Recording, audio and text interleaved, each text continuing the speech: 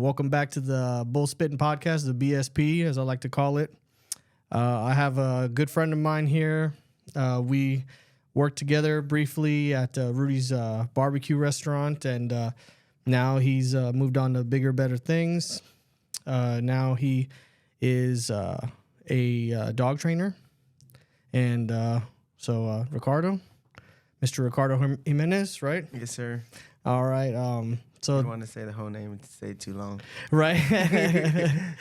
So, okay. So I guess the first thing I wanted to ask you, at what moment in your life did you, like, if there's any kind of like aha moment or some kind of point where you could like go back to mentally where you were like, you know what, I think I want to work with dogs at some point in my life, or I could do this like as a large part of my life. Like, do you have a moment like that kind of stands out to you? Like I grew up with dogs, learning how to mess with them. I was pretty good at it. Great grandpa had like this really aggressive Chihuahua, very mean. Oh man, and I would go in there to his yard, and everybody was scared of it. I was scared of it. And then one day I just went in. I said, I'm gonna pet this dog today. And I sat down with the dog, and I was able to pet it. I was cool with it, and everybody was freaking out. And I think about then, because my great grandpa at the time was about 100. So dang, yeah, so 100 years old. 100 years old. Oh my god, that's a nice long life, man. It was a beautiful life. He was a beautiful guy. Yeah. And I would sit down with this dog, and he would tell me like, "You got something special. You can do this." And as like a hardworking Hispanic, you know, we grew up working. Mm-hmm. I didn't know you could be a dog trainer and make a living out of it. I was just, I'm go to work. And then until COVID and people were having bad dogs, and I had a bad dog, and I was like, man, I need to see if I can figure out about this dog training thing. But I think about when I was 10. That's when I was like, man, I really want to work with dogs. But then all I knew was Cesar Millan worked with dogs. I didn't know other people were dog trainers. Right. Didn't know dog trainers can make a living out of it. So I think about 10 years old is when I was like, wow, this is something cool, because that dog was totally misunderstood. We were all misunderstood. So it's like, I guess I could talk to the dog in a sense since I was little, but now I can explain it after going to school. Yeah.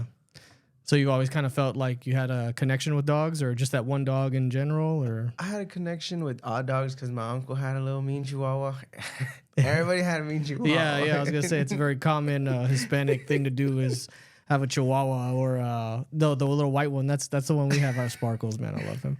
Yeah. So this little dog, I think his name was Timmy, and he couldn't get him sit. Nobody could get him sit. That was the thing. Like my uncle. They might have been drinking that night. I could have been like at least anywhere from 8 to 11. Mm-hmm. And my uncle said, if you get that dog to sit, I'll give you $50. Damn. So what I did. Challenge accepted, right?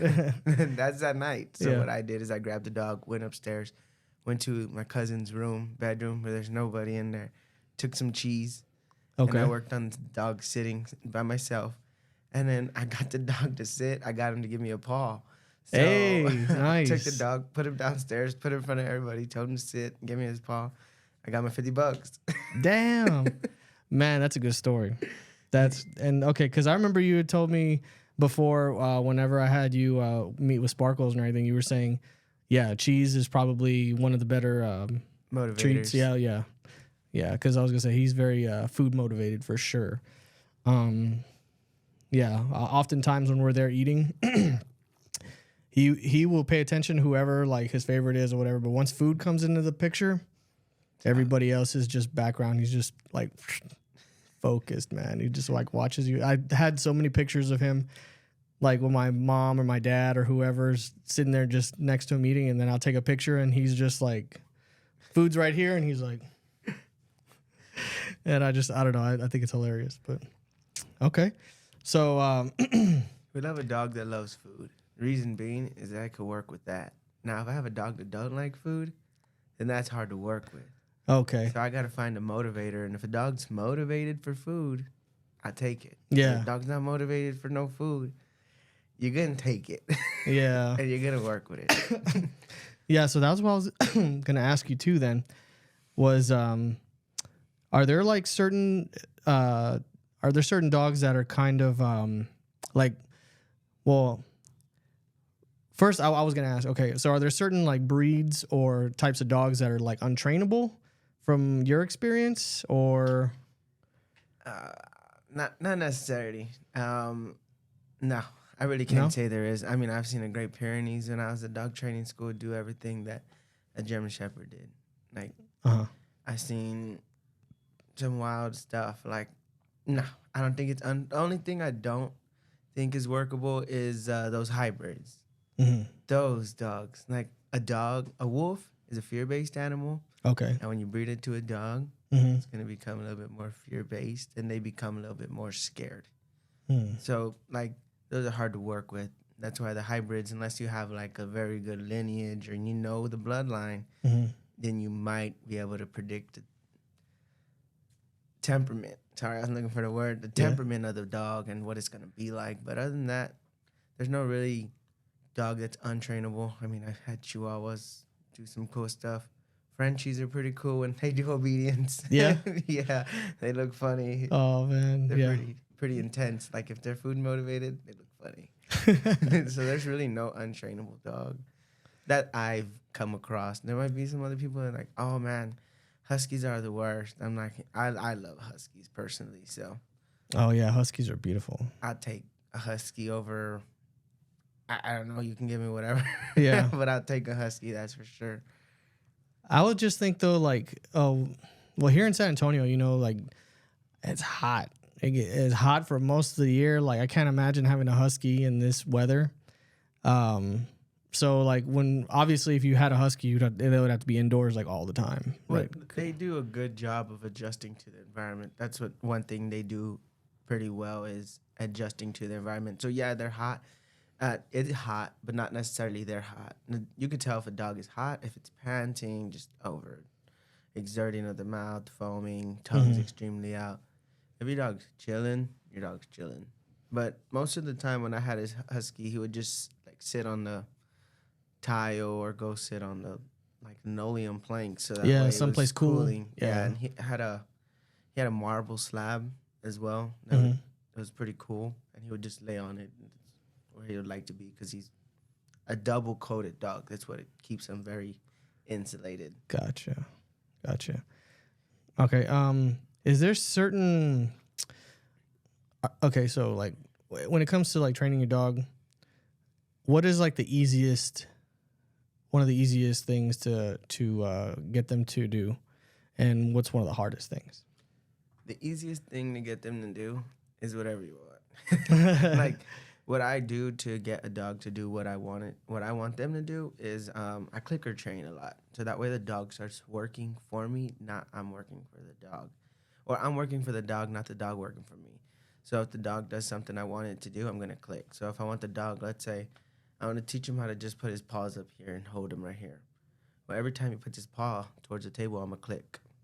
Till he finally puts his paws up here, and then I click reward, and we stop for a little bit, come try it again. He's probably going to jump up, put his two paws up on here, and that's how I got him to do his trick. Huh. Yeah. So, but the clicker, it's like a camera. So when I click, I'm taking a picture of that exact moment of what he's doing. Okay. So if you could teach a lot of stuff with it. Like I taught Buckaroo how to do backflips, how to stretch. He's learned pretty much all his tricks through a clicker because it's him acting like a dog. Yeah. And then I just click whenever I want the behavior or he does something close to it. Like when I taught him how to back up, I would just put him in an area with the wood and wall. Uh-huh. He couldn't come to me. I would stand on the other side and he had to back out. So he would just stand there and look at me and take a step back, click, reward. And he learned how to just back up and learn where his butt is. Because if not, he's just a blind dog backing up and he's going to go back sideways. I don't want him to back up sideways. I want to back up straight. Yeah. So That's cool. It's just clicker training is probably the best thing I can tell somebody. Like if you want a dog to start doing something more of, Mm-hmm. teach what the clicker is. So you just teaching what the clicker is. Click, give it some food. Click, give him some food. Click, give him some food. Then once the dog starts hunting, click, give him some food. Then you can be like, okay, now I'm gonna say your dog's having potty trouble inside, Mm-hmm. but I'm gonna start learning outside. Yeah. Start taking your dog outside when it goes potty. click reward. If you want something to present itself more, reward the behavior. Gotcha. That's how we do it. Yeah. So it sounds like you just have to have a lot of patience. I mean, like I'm learning that too. You know what I mean? Like as a dog owner, because before Sparkles came along, I had a puppy when I was like preteen age or whatever. Like we had a family dog, but I really didn't give it as much attention as I should have. And then we ended up giving it away as a result because we just we weren't the best dog owners that we could have been. But ever since Sparkles came along, I have learned I had to have more patience with him, and it's like a full-time commitment kind of thing. So and very much so, it's like having a kid. It feels like it's like he's a toddler, and I always have to be attentive. attentive. The second time somebody said that to me. Yeah. Like in the past 24 hours. Like Really? having a dog is like having a kid. Yeah. And I'm like, man, I don't know. Kids Okay. are cool. Kids are cool. Kids are cool. I enjoy my nephew, but I think it's more because he's my nephew and not my son. Yeah. I could give him back. And I go home. Exactly. So I think Yeah. I enjoy that part more. Yeah, because it's kind of like, okay, like once this stops being fun, you're like, okay, here's your kid back, right? I gotta Like, go to sleep. yeah, exactly, right. It's not like that when you have a dog. Yeah. And my dog, I put him in a cage. I'll go do whatever I want for like 3 hours, come back, let him out. We go have fun. And he's like, hey, what's up? Like, it never happened. But like, can't put no kid in no cage and do whatever you want. It's just kind of frowned upon. Yeah, I know, right? So you have that life or structure of a parent, like, can't stay out too late. You have to come back home, let your dog out. You can't do as much as you like because you got to let your dog out. Exactly. But if I want to go out and do something, I got to make sure I plan according to the dog so that right. I don't have any accidents. I'm not trying to clean pee and poop every day. Right. They do it at the same time every day. I'm not changing it. Mm-hmm. Yeah, because one of the things that, my wife and I have realized early when we got him was that any kind of family trips, any kind of anything at all, like we really have to make sure he's well taken care of and that somebody's there to step up and, at least feed him, take him out, at the bare minimum. And it's a lot of times it's difficult to find people that are willing to do that. It's just it's tough. It is hard. I have that Buckaroo. He's a dog reactive, dog selective. So if he likes a dog, he likes a dog. If he doesn't like the dog, he hates the dog. So no like in between, and sometimes it's just something I gotta live with. I've worked with. I know the dog. I know his signs. I know his thresholds. I know where I can and can't go, how close I can and can't get. But I have a friend in Temple who, she's great. God bless her. She's the only one that will watch my dog. Yeah, because he's a lot of dog. He is a 45-pound pit bull mutt that probably has the worst genetics. That his temperament, like, not very good with dogs, not good with cats. Like, I know what it is, so I deal with it. I live with it because if not, he'd probably get put down.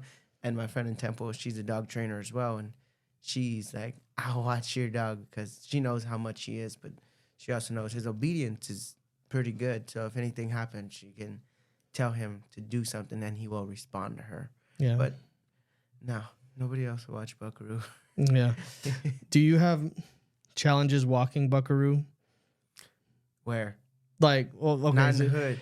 Not in the hood, right? Like, it has to be certain times, right? I don't walk him in the hood. Because if I walk him in the hood, there's too many loose dogs, man. Oh, man, you ain't kidding. Yeah. You ain't kidding. Because even where we're at right now, like the apartment complex that we stay in right now, I swear, I've never been so frustrated with people. The dogs or whatever. You know what I mean? Dogs are going to be dogs. But the people, like the owners that just let these motherfuckers, like, go outside with no leash or whatever, and it's kind of like, oh, okay. And then when things happen, they're like, oh my God, I'm so sorry. I was like, no, how about you, like, put your dog on a leash, man? Like, what's wrong with you? Yeah. Do you not care about what's going to happen? Because, like, I could have a knife. I could have a gun. I could, my dog is not friendly, like, to other dogs for the most part. Right? I understand that. And it's scary. It is scary to know, like, your dog is not going to get along with that dog. And I have people, man, they had some cute doodles, like I'll give it to the doodles. They're cute, but they're not very well bred. Yeah. But and the owners either. But Yeah. the owners, a lot of them, they let them come up to other dogs because they're very friendly. Like poodles are friendly, and then they get bit or they get attacked, and now they have this poodle that doesn't like other dogs. Well, you put the dog in a situation and he got bit and he got attacked. Now it's not gonna like other dogs. I wouldn't like other dogs either if I got attacked. But back to that, like people don't understand that if my dog doesn't like your dog, create space, please. Yeah. If I tell you my dog's not friendly and yours is, don't get closer.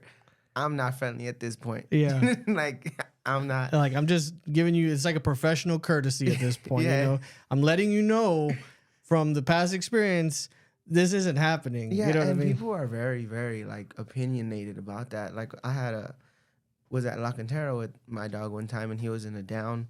And when he's in a down, he knows he can't get up. He has to stay there. He has to do whatever happens. He has to stay down. And this night he came around the corner with this very big Dalmatian, and she was an itty bitty thing, maybe 100 pounds, walking this big Dalmatian. Dog came up to my dog, and I said, "Excuse me, my dog's not playing right now. He's in training." And she's like, "Well, why are you bringing the dog out like that?" And I said, "So I don't have a dog walking like that." And Just doing whatever. And she's like, "Don't talk bad about my dog. Don't talk bad about my baby." I was like, "I'm not talking bad about nobody." I said, "I just don't want this dog putting me on a leash like that." Yeah, and like that's the thing I try to prevent. Is just, hey, my dog's working right now. I don't want your dog to play with them. Or in public, like my dog's working right now. Don't touch my dog. Like, don't touch my dog. If you touch my dog, we're gonna have problems. Yeah. He has a patch on the back of his vest that says handler bites, not dog bites. So there's a reason that thing is on there.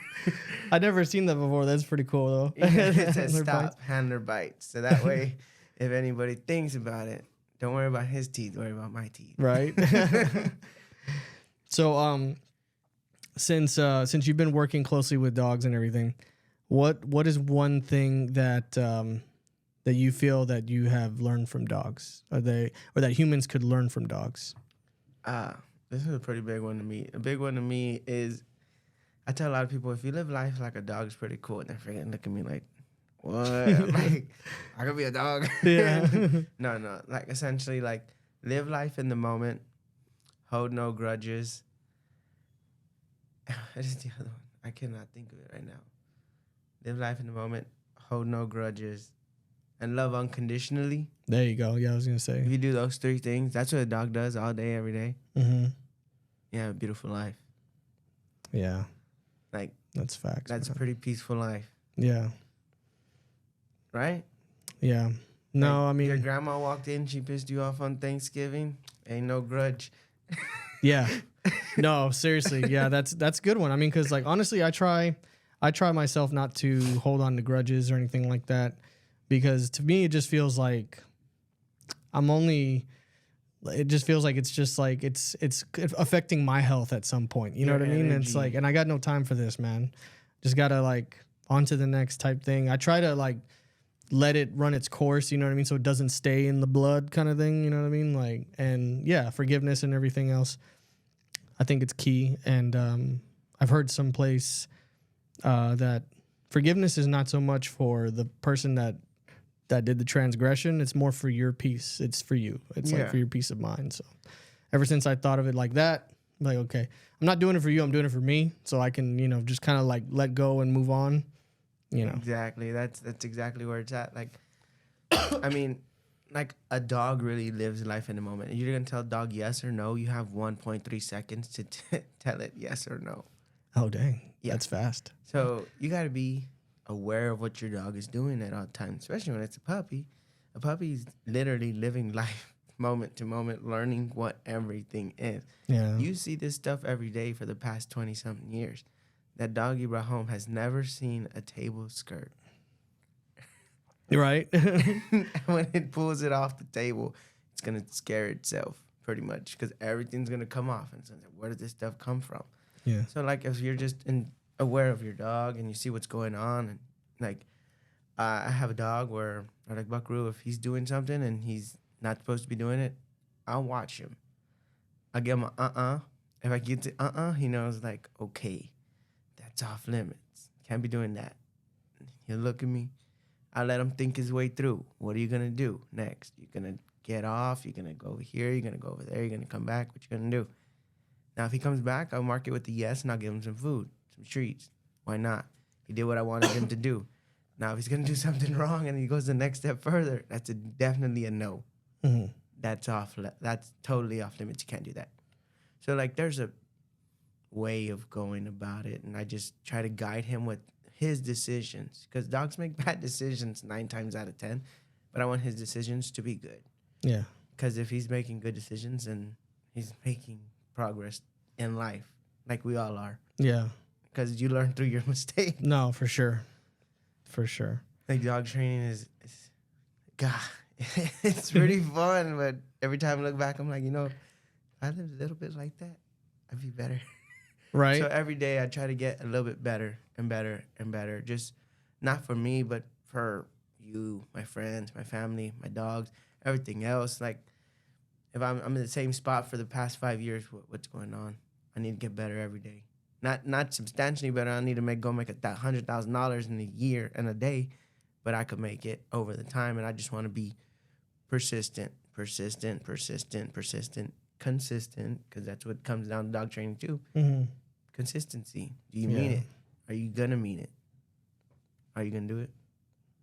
I mean it. That's why my dog's like, yeah, I'll lay down right now, because I know you mean it. Yeah. Yeah, because every time he said down, I made him down. Why would I not do it? Yeah, man, that's badass, dude. Like, yeah, and I guess it just comes down to that, like, you just have to be consistent. You gotta just, be there for the dog. It really is. I feel like I know I've said it before and you've heard it before, but it's just like having a kid. It feels like it's just every day, doing the same things. And, if you don't like it, change it and then just stick with it. You know what I mean? Be consistent with the results. And yeah, that's essentially, just like any relationship, really. You can take it a step further, Do you believe that dogs can sense evil? Dogs can sense.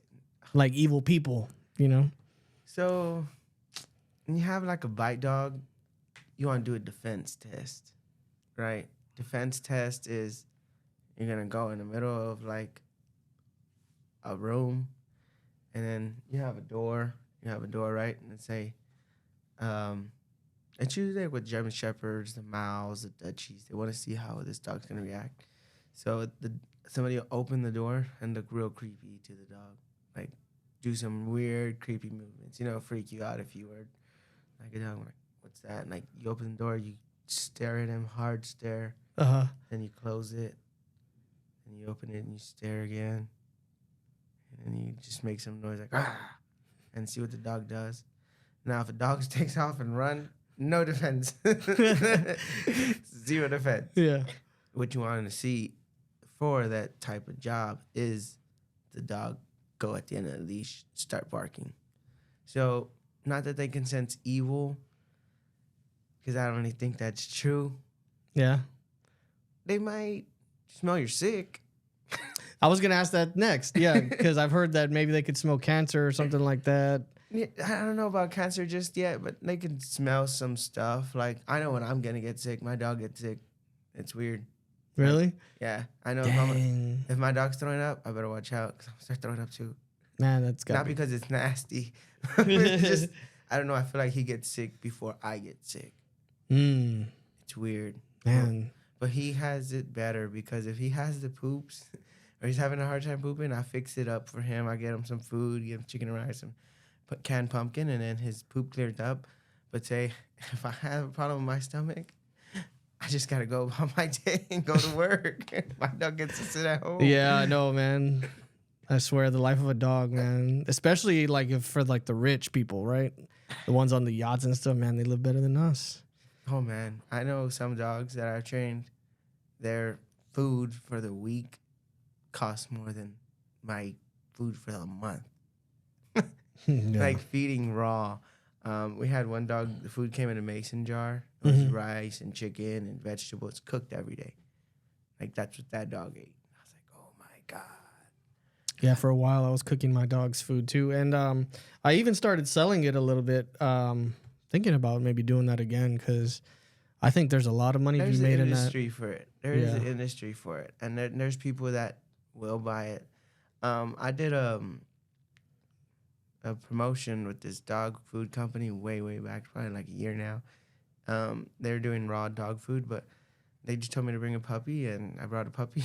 And we just did some promotion for dog food, and it's just literally letting the dog act crazy over the dog food, and it's just to see how much that the dog really likes it, and it's pretty neat. Like there's an industry for it. A lot of people will pay some money for some dog food.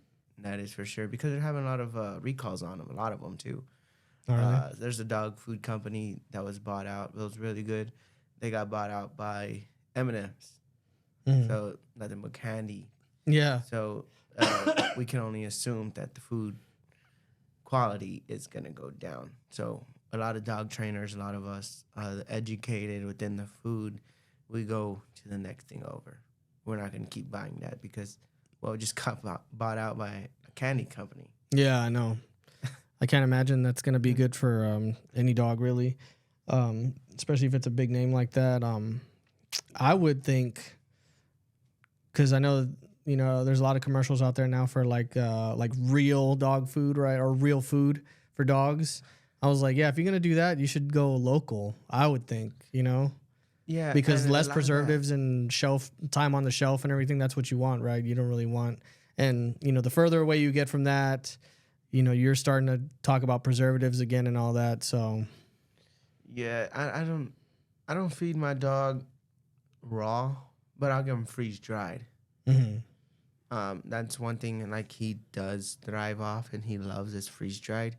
The process of it, I never really looked it up, Yeah, but I do know how to make a lot of his treats. When I was at dog training school, I had to make a lot of his treats with the dehydrator because I'm not rich. yeah, I was gonna go buy treats, so I'd go buy beef liver and had it dehydrated. Freaking gross. yeah. It was gross. Is it gross? Like, what's the process with that? Like it's all blood. Like that's what the liver is. Yeah. And then you just grab it, make sure you let it drip. You put it in the layers because it has trace, Mm-hmm. and then you just let it dehydrate. Like it literally does the job for you. But like the touching, the touching of the liver is just. Ugh. It's a little much, huh? Yeah, it was gross. Like it was so gross. I had my friend from the country do it for me because I couldn't get over it. Yeah. Like, The blood and guts are not your thing, huh? well, nah, I don't mind them Yeah. on a movie, but like I ain't gonna touch it really myself. Yeah. Yeah, How like long- my blood, yes. I don't know about my guts. If I could touch my guts, we got a problem. Yeah, you probably pass out before then, right? Have to put them back in. Oh. But my blood, I don't really mind blood, but no, not for me. How long does it usually take for the dehydration process to happen? Like, is it like overnight, 24 hours, It something depends like on that? your dehydrator. Some of them would take 12 hours, some of 'em, and how much you load in there. So if you're loading a little bit, not gonna take too long. If you're gonna load the whole thing up, it's gonna Mhm. take as long as it takes. So it could take anywhere from a few hours to way too many hours. Yeah, gotcha. Like I needed those yesterday. Now I'm going to the store to go buy treats because I messed up. Yeah. And that's a lot of too. Parenting, dog stuff, time management. Oh my God. Yeah. It's just like, It's a lot. yeah. It's a balancing act, right? Yeah, like before I came over here, I was like, and I got to make sure my dogs get it out, give them food, water, give them everything. Then somebody has an accident. Mm. You know, that's just dogs. Like, you're getting a baby ready, you're about to head out, and then baby needs a diaper change.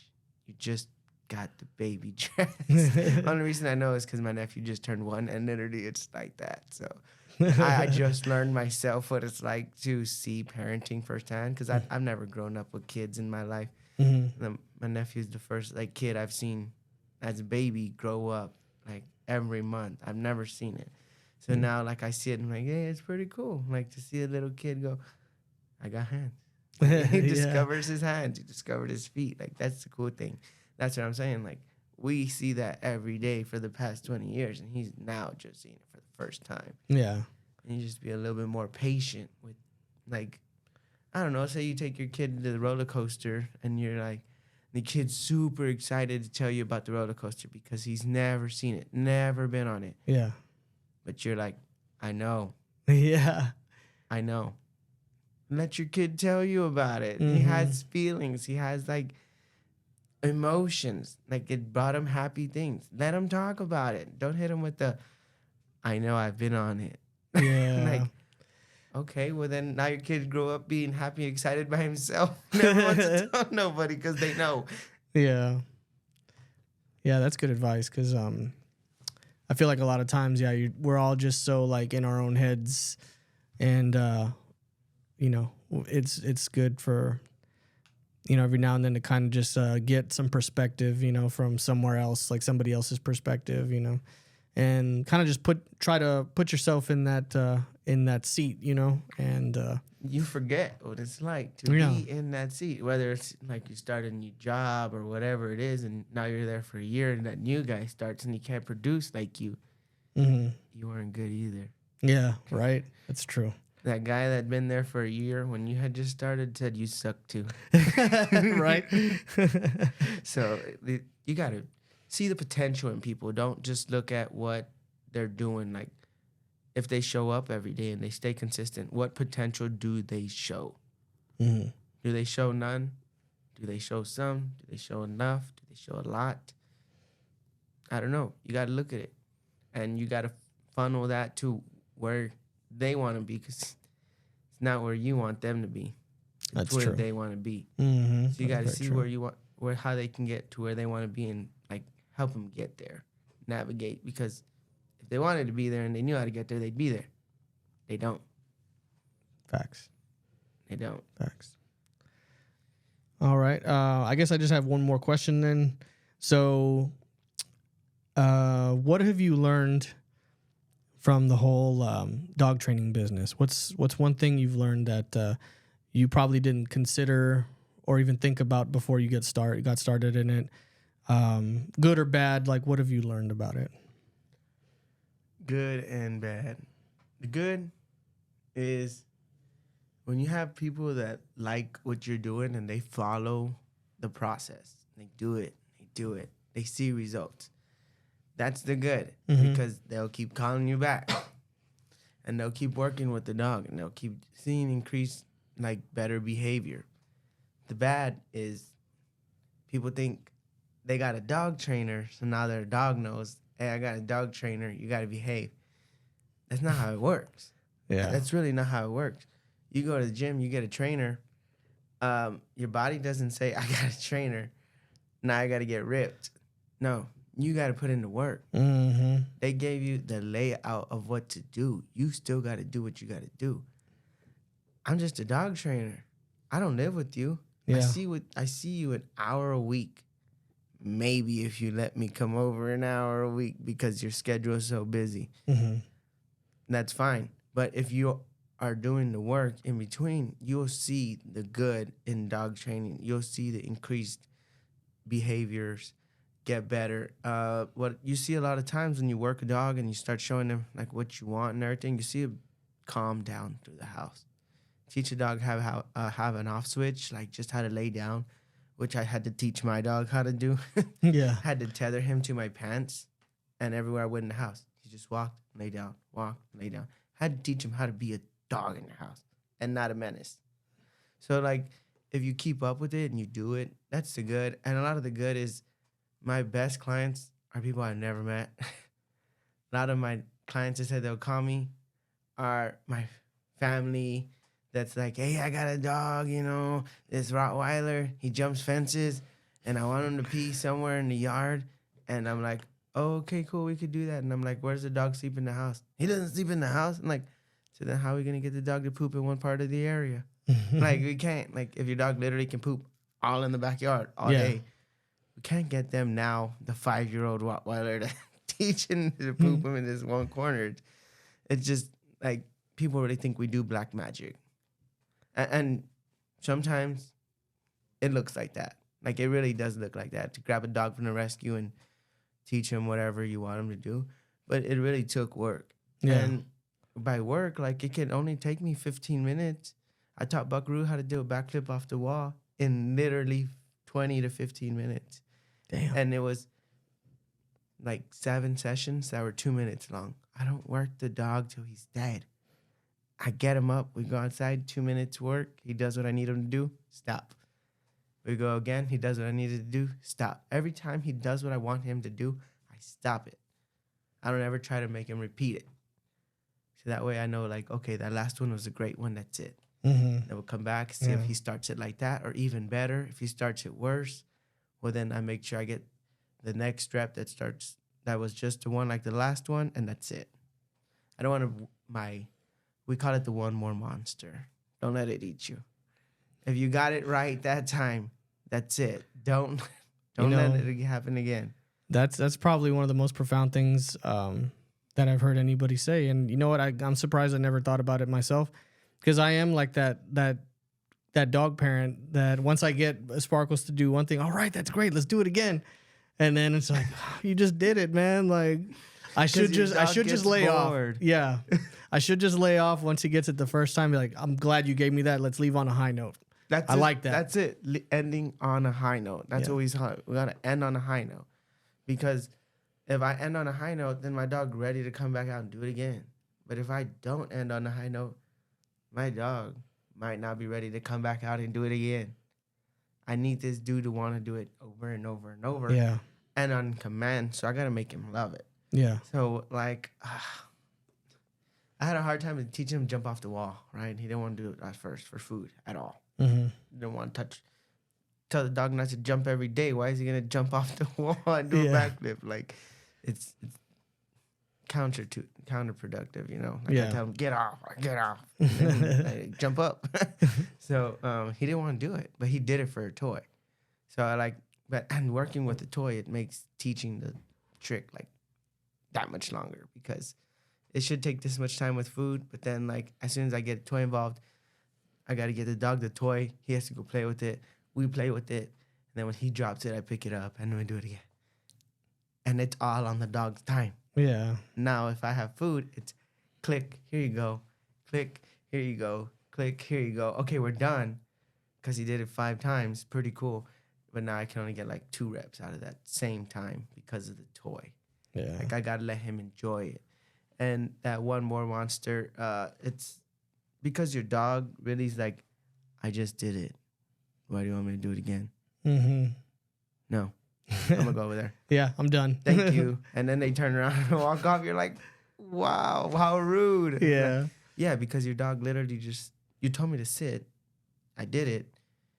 I got paid, which means you gave him some food. Mm-hmm. Then you told him to sit again. They did it. You didn't pay them.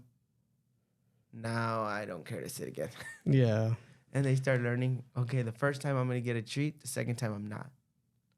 Dogs are master of patterns. Yeah. So why am I going to sit the second time if you don't reward me the second time? Yeah. Well, that's Dogs are master of patterns, and I've learned how to tell people, like, hey, you know when you do this, that, and they're like, how do you notice that? I'm like, I'm a dog trainer. I just notice patterns. Yeah. Like, Results, man. Results based. Yeah. Damn, man. All right, man. Well, that was good. Some good shit, man. Is there anything else you wanted to kind of tell us about or want to put out there? Stay with the people, whether you're dog training, staying with this new thing. Stay with it. Like it ain't gonna be a new you if you go back to your old ways. So Facts. stay with your new year regiment, new year resolution, so that way you can get to where you want to be. It's not gonna happen overnight. Goals, huh? Yeah. Crushed goals. Crush goals. Crush. Don't get goals. Crush them goals. Crush goals. Don't get feelings, you know. Be like my brother. He came in yesterday. He flew out the same day. He got catch flight, not feelings. Oh, okay. I like that. That's how he wants. That's how he said he's going to live. So I'm like, hey, that's you. That's 24. You live like that, bro. Yeah. I'm just trying to be the best I can be because, man, I'm just glad I got through last year. So. Yeah. Facts, I'm just man. glad I got through last year and I'm able to see another year, another day, another hour, another minute, live life in the moment. All right, man. Yeah, hell yeah, I'm with that. And I'm glad to have you on finally. I mean, I know we were talking about this back and forth for a while, so glad we could finally have you on. I'm and, glad to see you doing this, man. Like working Yeah. at Rudy's. I know, right? It It killed my soul. Yeah, They took a part of my soul. they took my confidence. They took like, now I work at HB and I could talk to my manager and be pretty cool about it. It's like, should I talk to him about that? Because at Rudy's they didn't care. Yeah, most places don't care, man. That's one thing too, is like I just learned to keep a lot of shit to myself. And no, it's like, okay, when it comes to like management and everything, they just want you to produce results as like work, and they don't want to hear any of the bitching. So Nah. I don't say, like, when they ask me, "Are you sure? Is there anything we could be doing?" I was like, "Nope." Give me I'm days good. off. Yeah, just I'm here. We have an understanding. I'm here for the money. You're here for my work. You got me here to do the work. That's it. That's all we need to know. You got man. my time. I need your paycheck. That's all it is. Yeah. That's literally what it comes down to. And where do you think your time is worth? Yeah. Like, man, I remember we talking Rudy's. Like, I told you then, this was, 4 years ago, I told you, I want to be a dog trainer. Yeah. I think I told you and Nate at the time, like, Mm-hmm. I want to be a dog trainer. And I didn't know how I was going to do it. But it took me to get into some stuff, figure out my life, and be like, yeah, I got to dog train. That's what I'm going to do. It just felt right. Yeah. And it went from saying I want a dog trainer to being a dog trainer, and now I'm doing it. And it's like, okay, from here, what's the next thing? What do I do from here next? Yeah. Because now I'm not gonna just be a dog trainer. Like, I want to specialize in something in the dog training industry, Yeah. which probably come down. I want to teach a lot of dogs how to track and trail. Hey. Yeah, that's pretty cool. I think I really enjoyed seeing a dog work, put its nose down, and find something, somebody, anything at the end of the trail. It's pretty cool to watch a dog work. That's what I enjoy most, is seeing a dog be a dog. Like, when I see a dog turn its nose on, that's what it's meant to do. Yeah. So when I see a dog be a dog, it brings me genuine happiness. So, like, that's why I like to go on these road trips, and I pull over on the side of the road, nowhere to be seen by anybody, let the dog out. He's going to run, do whatever he wants. Let him be a dog.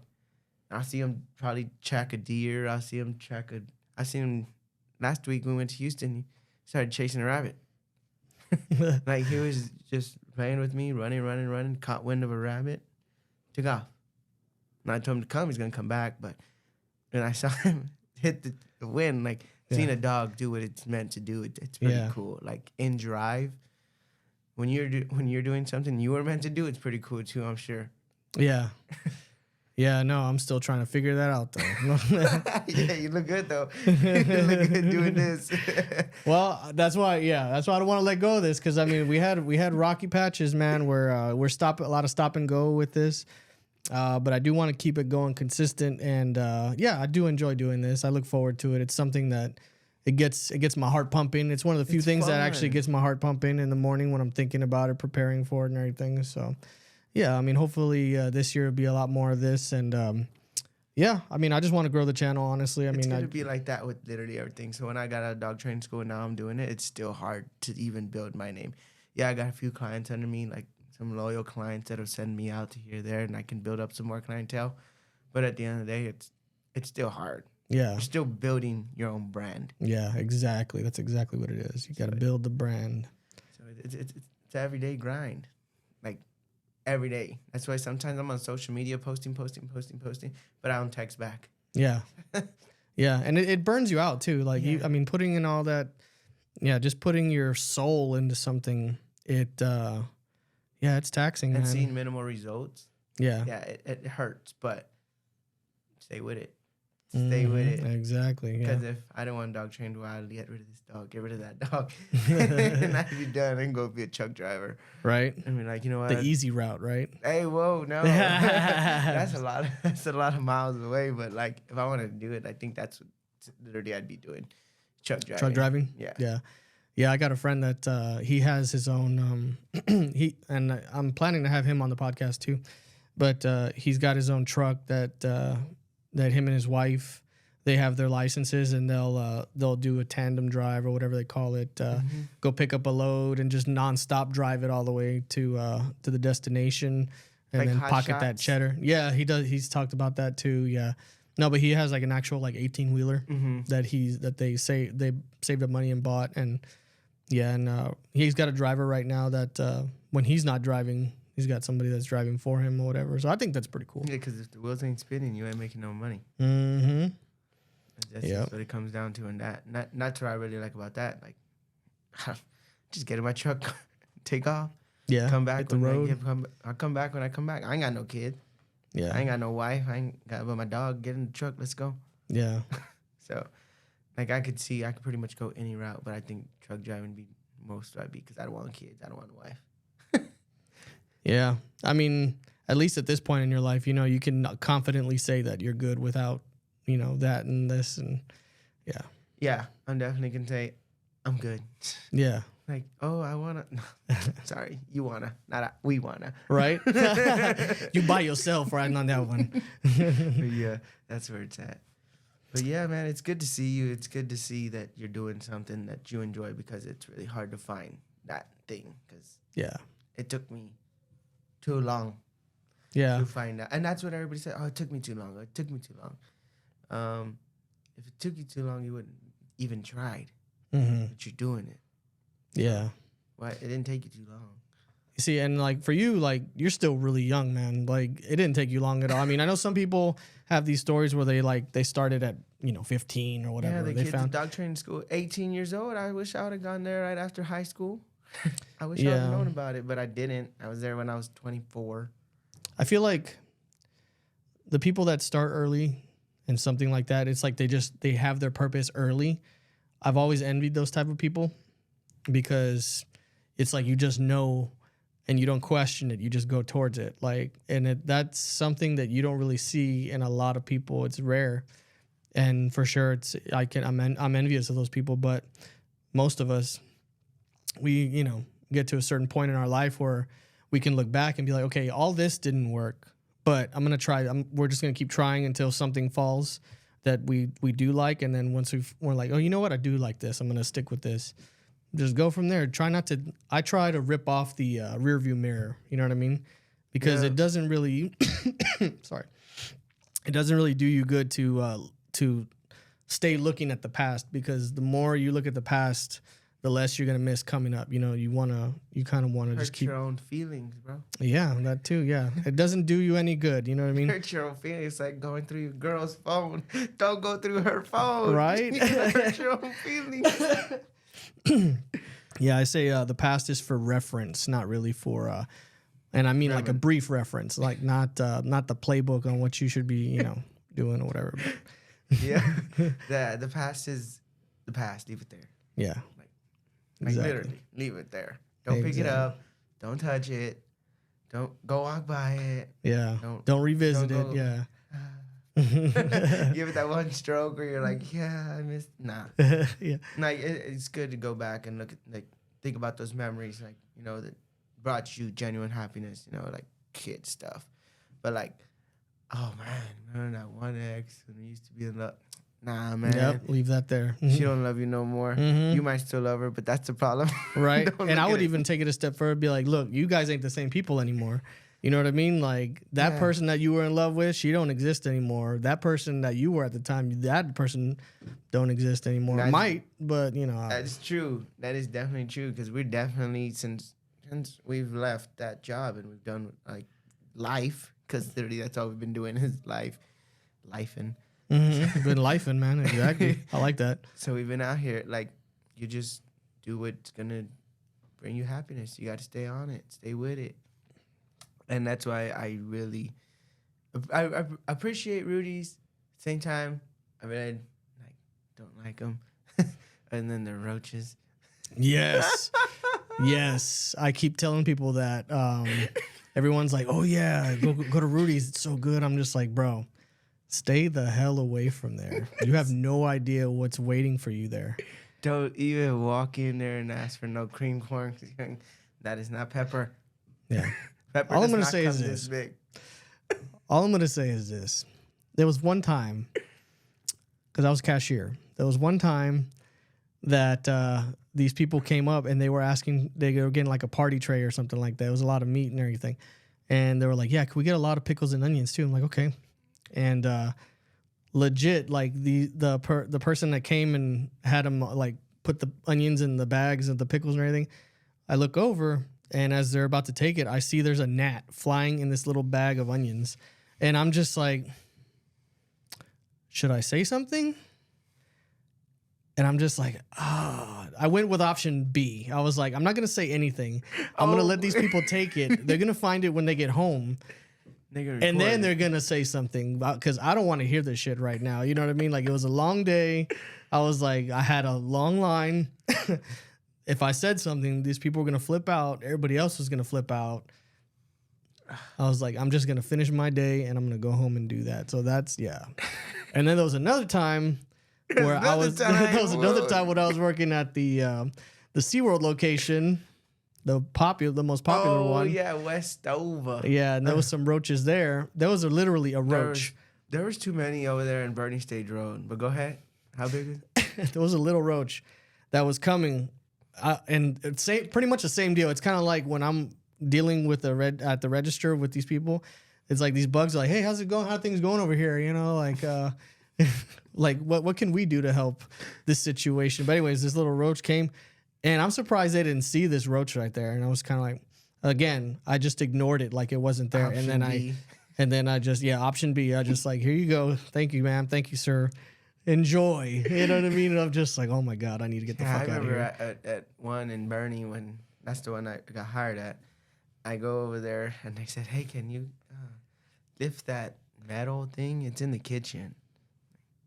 I don't like cockroaches, dude. I don't. If I'm with the girl, she has to kill it and pick it up, throw it away. Let it survive and we'll walk it outside. I ain't touching no cockroach. So when they told me to pick up this freaking piece, and I saw cockroaches like that big. Oh my God. And I saw them all inside. Just thinking about it now gives me chills.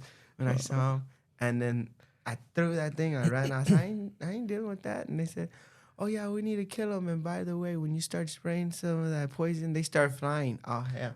You're like, I'm out of here. I'm flying. Yeah, I'm flying out of here. Yeah. No, you ain't gonna tell me to mess with no cockroaches. Like, that's one thing I'm not gonna do.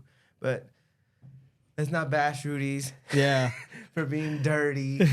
They had some decent food. It's just kind of dirty. Yeah. I would have thought the Leon Springs location was the cleaner of the two, just because the headquarters was right there. But it was dirty too there. Yeah. Oh, sorry. I didn't say that. We'll cut that part out.